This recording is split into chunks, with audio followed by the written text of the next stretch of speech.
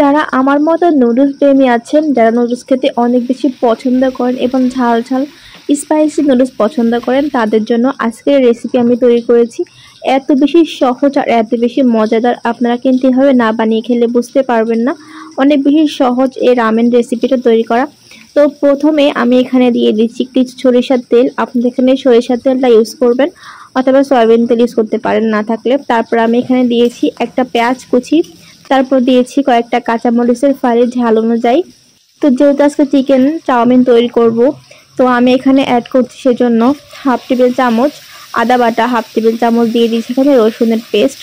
তারপর যেটা করতে হবে, এখানে আমি দিয়ে দিয়েছি মুরগির মাংস। এখানে আমি মুরগির মাংসের বুকের অংশটা স্লাইস করে কেটে নিয়েছি, লম্বাটে শেড করে আর কি। তারপর খুব ভালো মতো এগুলোকে একটু ভেজে নেব। ধরেন 3 থেকে 5 মিনিট এরকম আমি ভেজে নেব। তো ভেজে নেওয়ার পরে আমি এখানে স্বাদ মতো লবণ অ্যাড করে দিব। তো স্বাদ মতো লবণ অ্যাড করার পরে আমি এখানে খুব ভালো মতো সব কিছু একটু মিশিয়ে নিচ্ছি। তো যেভাবে আজকে রেসিপিটা তৈরি করছি হুবহু কিন্তু এভাবে চেষ্টা করবেন করার জন্য। তারপর যেটা করতে হবে, তারপর একটা বড় সাইজের চিংড়ি মাছকে আমি ছোট ছোট টুকরো করেছি, দেখতে পাচ্ছেন। তারপর এখানে অ্যাড করে দিলাম। অবশ্যই এখানে চিংড়ি মাছটা অ্যাড করবেন এবং কি মুরগির মাংস অ্যাড করবেন। আপনাদের হাতের কাছে যেটা থাকবে সেটা অ্যাড করতে পারেন, কোনো সমস্যা নেই। তারপর আমি এখানে অ্যাড করছি 2 টেবিল চামচের মতো সয়া সস। তারপর এখানে আমি অ্যাড করছি 2 টেবিল চামচের মতো টমেটো কেচাপ এবং 1 টেবিল চামচের মতো দিয়ে দিচ্ছি ধনিয়া পাতার কেচাপ। তো এখন আমি সবকিছু খুব ভালো মতো নেড়েচেড়ে মিশিয়ে নিচ্ছি। এর পর্যায়ে আমি কিন্তু এখানে কোনো রকমের গুঁড়ো মশলা অ্যাড করিনি। তারপর আমি এখানে একদম 1 থেকে 2 টেবিল চামচের মতো লেবুর রস ইউজ করেছি।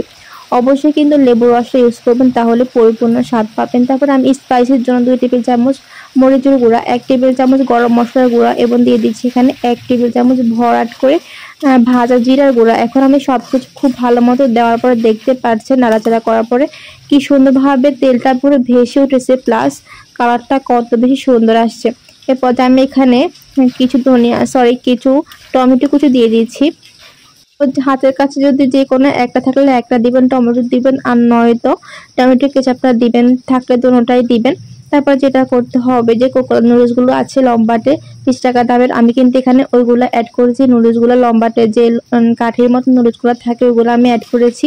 প্লাস আমি এখানে অ্যাড করেছি 2টা মিক্সড নুডলস, অর্থাৎ আমি এখানে 2 রকমের নুডলস অ্যাড করেছি। আপনারা কিন্তু এরকম লম্বাটে নুডলসগুলো যেগুলো থাকে ওগুলোর নামটা আমি ভুলে গেছি, ওইগুলো আর যে নর্মাল যে এই নুডলসের শেপ থাকে ওই নুডলসগুলো এখানে অ্যাড করবেন।